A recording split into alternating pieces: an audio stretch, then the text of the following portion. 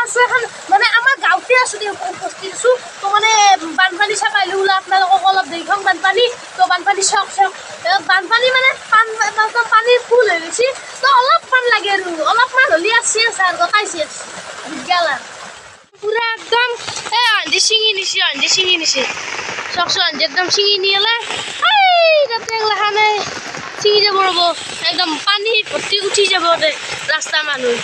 একদম বগা হৈ গৈছে চব বগা হৈ গৈছে একদম পথাৰ ৰাস্তাৰ ইফালে অলপমান বাগি উঠি আছে ভাল লাগিলে হয় অলপমান পেটত ৰাখি দিব লগা হ'ল হয় সেই উপায়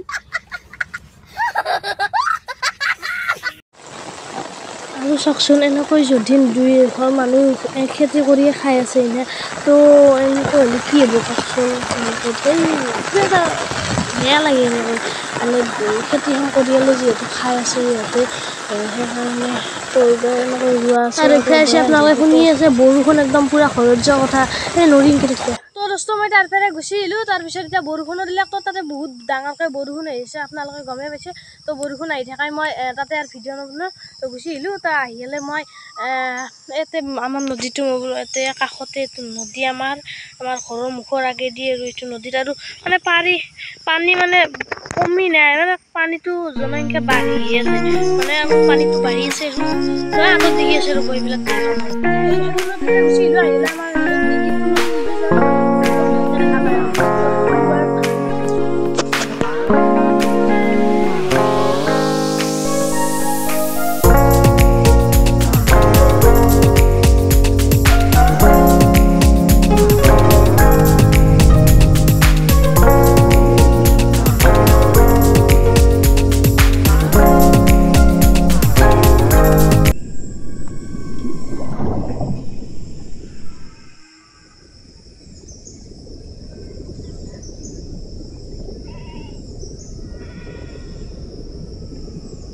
এই ঘৰাপাক চাওকচোন এই ঘৰাপাকত যদি পৰে তো চেচ উঠিব পাৰিব নোৱাৰে যোনে যিমান ডাঙৰ মানুহে নহওক উঠিব নোৱাৰে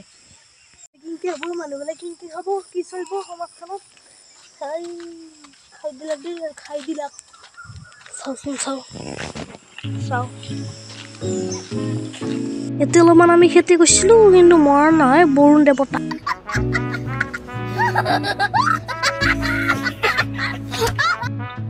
আৰু ষ্টৰি বেগে আমাৰ এটা মাছ মাৰিব মানে জহা বনাই আছে